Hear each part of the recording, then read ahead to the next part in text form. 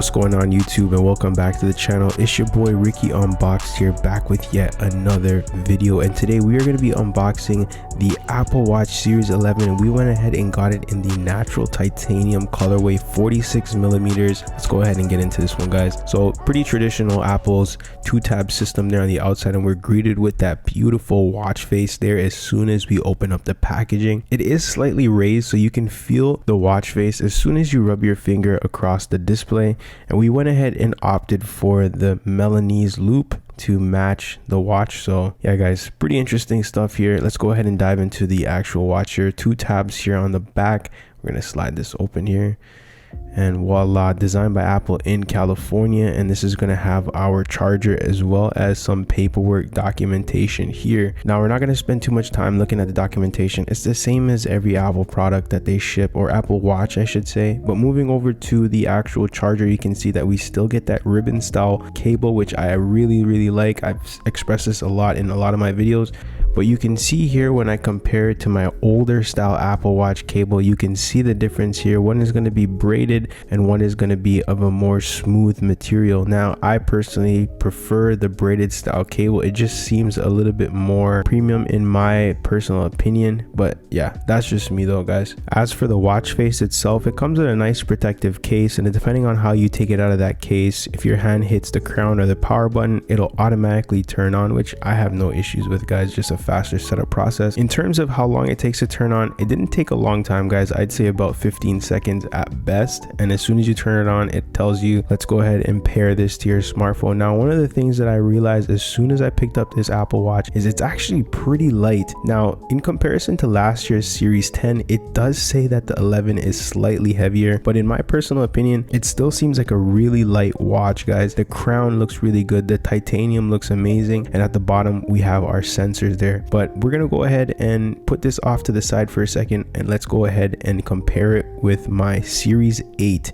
Now if you're coming from an older style Apple Watch, you're definitely going to start to realize the differences. As I said before, the weight is one of the main differences that I first noticed. Coming from the Series 8, that's coming in at 51 grams with a smaller display, whereas the Series 11 is 46 millimeters, which is 1 millimeter bigger, and it's coming in at 43 grams. So definitely you're going to realize the difference in weight. You can see here that the crown is even a little bit bigger on the Series 8. I actually kind of prefer the bigger crown, as it's just a little bit easier to use the crown, but going around you can see it's definitely a slimmer device, and the speaker ports look a little bit different there, guys. And honestly, overall you're just going to realize that the device is a lot more rounded off around the bezel and around the edges, which personally I do like that rounded off feel. All right, let's move on and try out our new Milanese wristband here. And as soon as we take a look at the outer shell of the box, you can see that the Milanese wristband is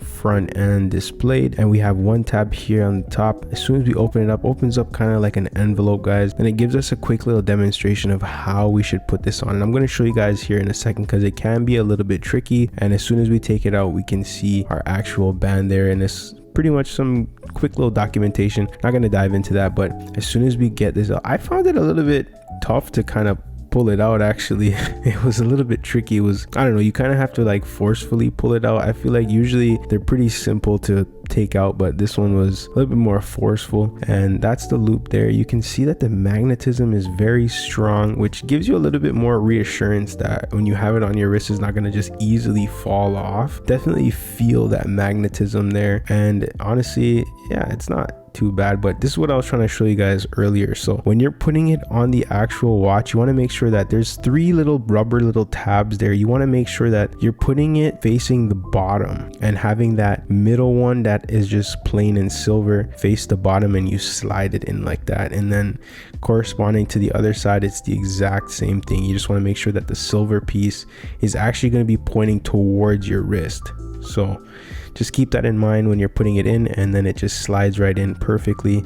And that's pretty much it, guys. You have your Milanese loop. Putting it on, it's pretty simple. I mean, having the magnetism makes it just, you know, you can take it on and off pretty easily. But yeah, it's snug fit, feels nice. It looks a little bit more luxurious. Definitely something you can wear to like a fancy dinner, or if you're wearing a suit or something that has to be a little bit more of a formal event, you'll definitely be able to wear this Apple Watch and not feel underdressed. But just going ahead again and comparing it to my Series 8, you can see here that the difference is definitely going to be in the watch face itself, just the way the edges are rounded off. You can see mine there is a little bit more squared and it looks a little bit more outdated. It's also a little bit thicker, but other than that though guys, definitely still a viable watch. If you have a Series 8, if you have a Series 7, if you have a Series 6 now, that's where you might be looking to upgrade. It might be a slower watch by then, but the Series 8 and up, I feel like 7, 8 and up is still pretty viable to use in 2025. But again guys, that's just my personal opinion. But let me know down in the comments whether or not this is going to be an Apple Watch that you guys are picking up this year, or you're going to pass on it.